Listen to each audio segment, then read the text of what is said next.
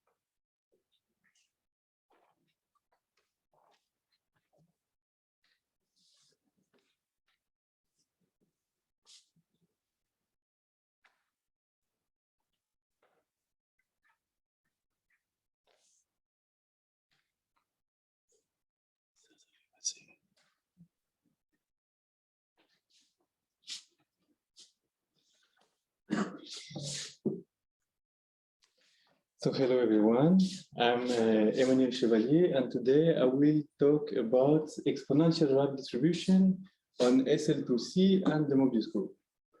So all along the talk, when I will say distribution, it will mean always a probability distribution. So before studying this distribution in detail, I will just introduce the group SL2C and the Möbius group and where they occur in physics, and say a small word about the exponential map. So in physics, several objects are modeled by a vector line of the vector space C2. And this is a case, for instance, of a qubit with pure state or the polarization of light. So the set of lines of the vector space C2 is called the complex projective line.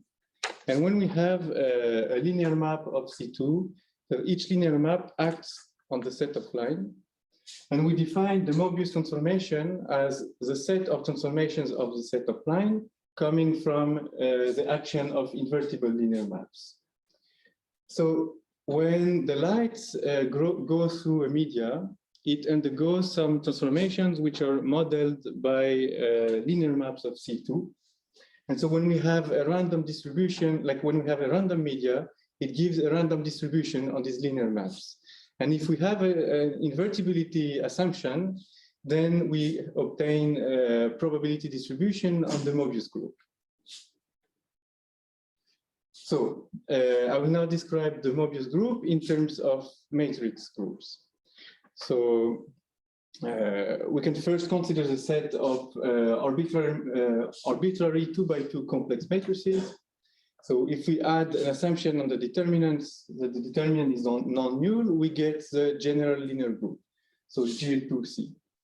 So the Möbius group actually is the set of lines of the general linear group. So to get the set of lines of the general linear group, what we can start to do is to normalize the determinant and to impose that the determinant is 1. So if we do this, we get the group, the special linear group, SL2C. And then we have to remember that on each line of GL2C, we can find two matrices of determinant 1. Because identity and minus identity, they have the same determinant, and they are on the same line. So if we really want to describe the set of lines, then we still need to take the quotient of SL2C by the subgroup plus identity minus identity. So once we did this, we're precisely describing the set of lines of GL2C. And this description is quite convenient because here we can see that SL2C is a double cover of the Möbius group, which means that they share the same Lie algebra. So all these groups are complex Lie groups, which means that the Lie brackets of the Lie algebra have some C linearity. And also all these groups are unimodular, which means that the left Haar measure are also right Haar measure, which gives a natural choice of reference measure to talk about probability densities.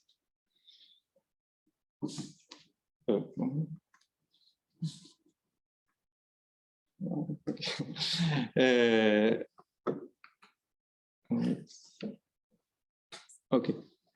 So now just a word about the exponential map before talking about statistical models. So the exponential map is a map like on an arbitrary group G here, takes in inputs a tangent vector at identity and maps it to an element of the group. So it's a map which goes from the Lie algebra to the group. When we have a matrix group, the exponential is simply the matrix exponential. And on an injectivity, on a domain of the Lie algebra where the exponential is injective, it's possible to define its inverse, and we call it logarithm.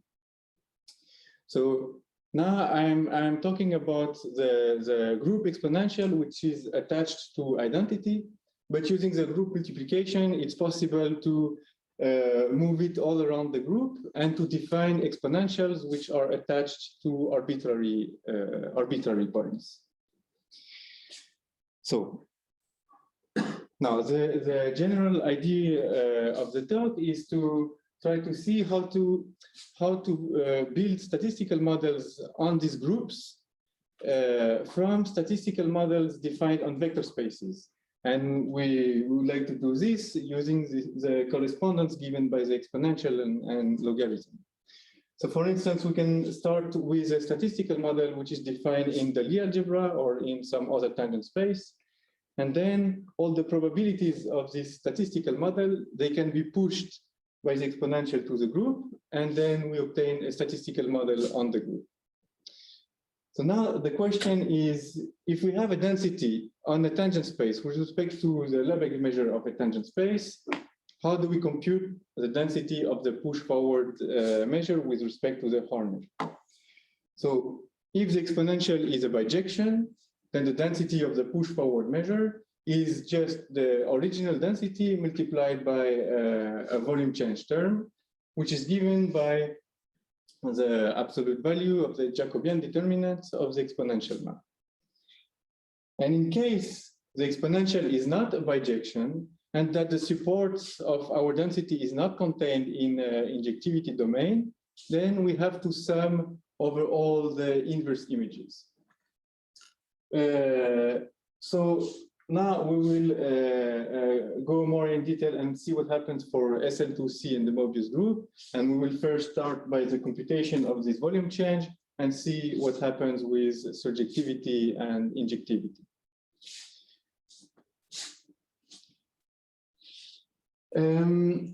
So first on general Lie group G, the adjoint representation is what encodes the Lie group structure in terms of tangent vectors at identity. So to a vector X in the Lie algebra, it associates a linear map of the Lie algebra, which we write ADX.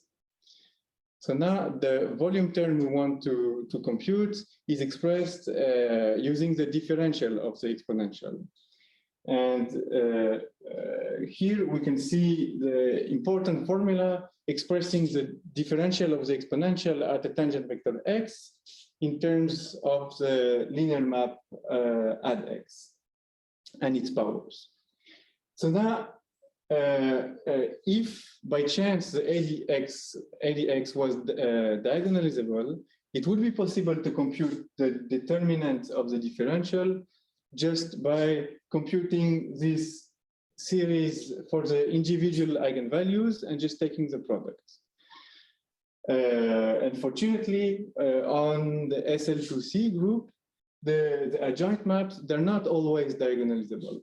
So we could think that maybe we're stuck, except that actually it will also work by doing simply like not a full diagonalization, but a Jordan decomposition where we separate we turn it into triangular matrix and we separate the diagonal parts and the upper triangular parts. And since we are interested only in determinants, the diagonal parts will suffice to compute our determinants. And where here we have the expression of our Jacobian with m lambdas algebraic multiplicities of the algebraic multiplicity of the eigenvalue lambda. So if we were working on a real Lie group, this would be our volume change. But now we just have to be a bit careful because we're working on complex with complex Lie groups.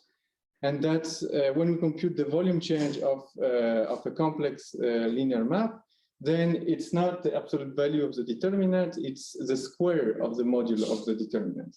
So we should just not forget, so this formula here is the same as the one over there. We should just not forget to add the square when we compute our volume change. So now we can just see explicitly what happens on SL2C.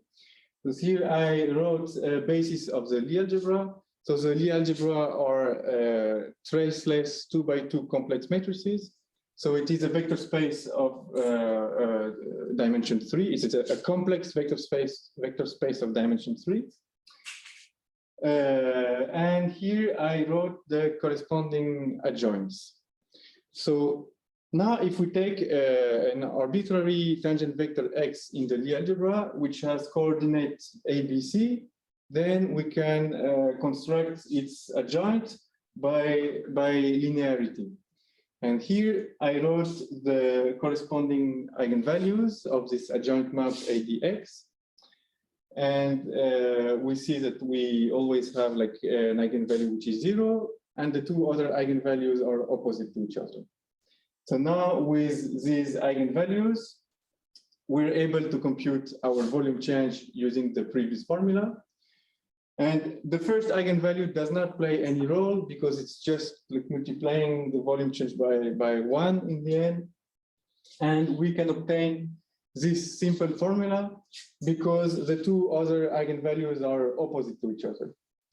So in the end, we see that this Jacobian is pretty easy to compute and is not an obstacle in the use of wrapped statistical models, exponential wrapped statistical models.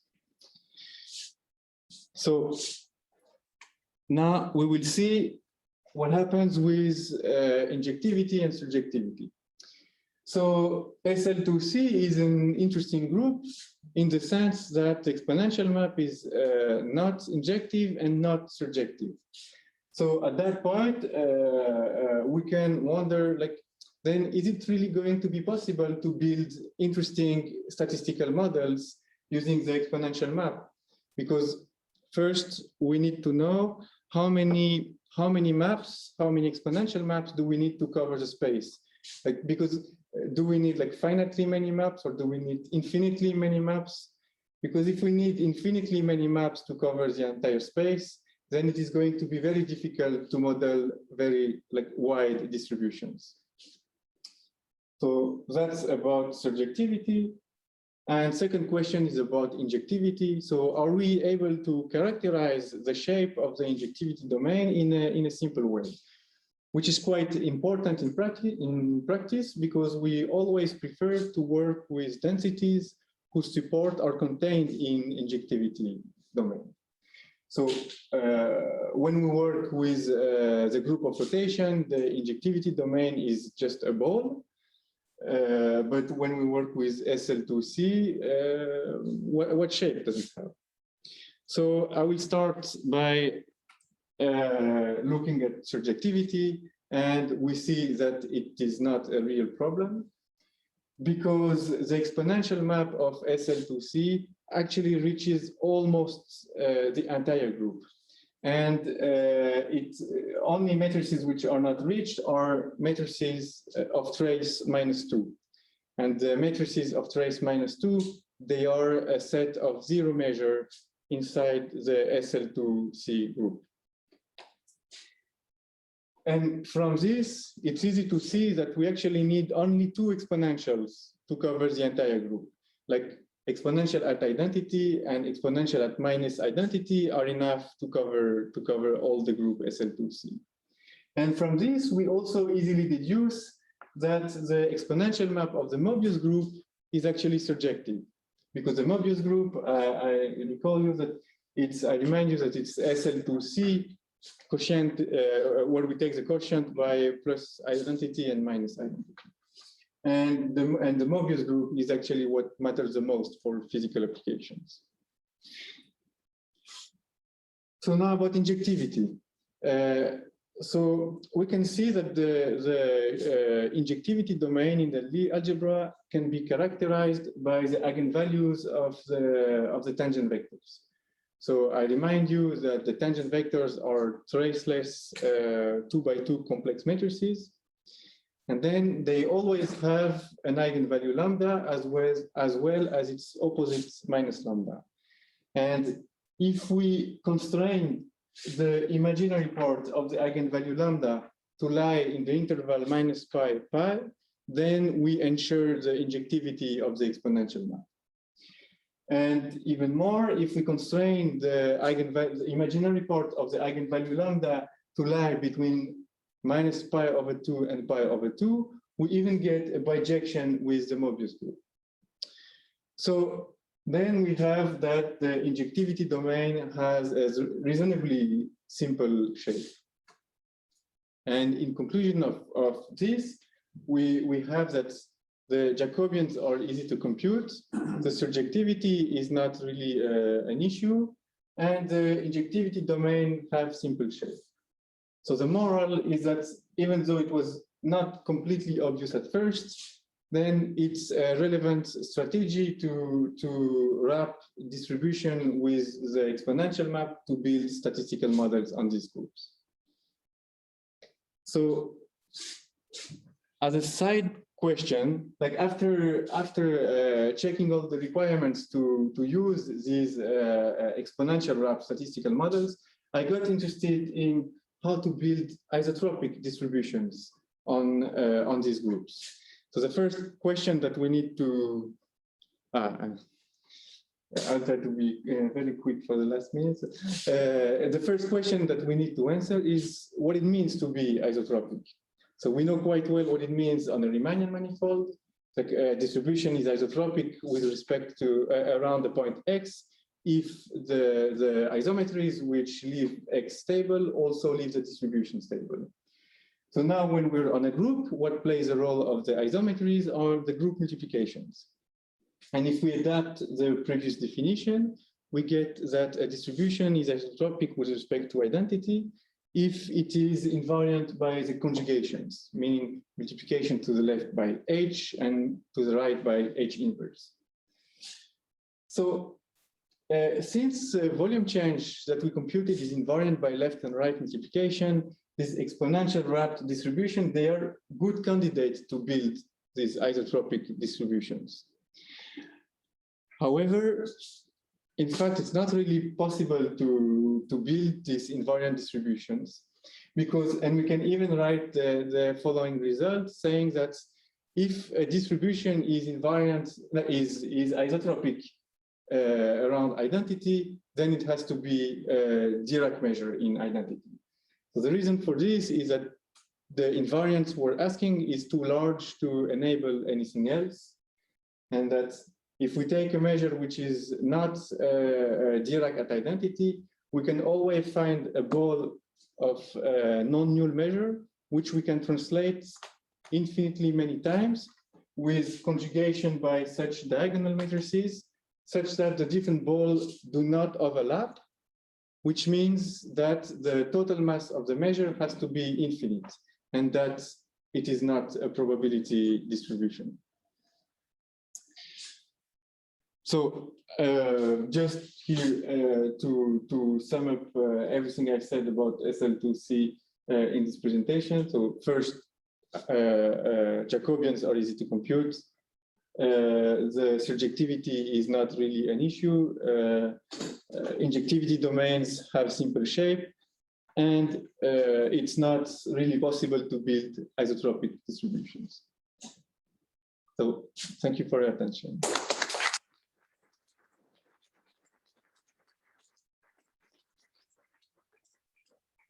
Thank you very much for this very interesting and clear talk. And sorry, because we are very short. So the next talk is from Jean-Pierre Françoise from Sorbonne University.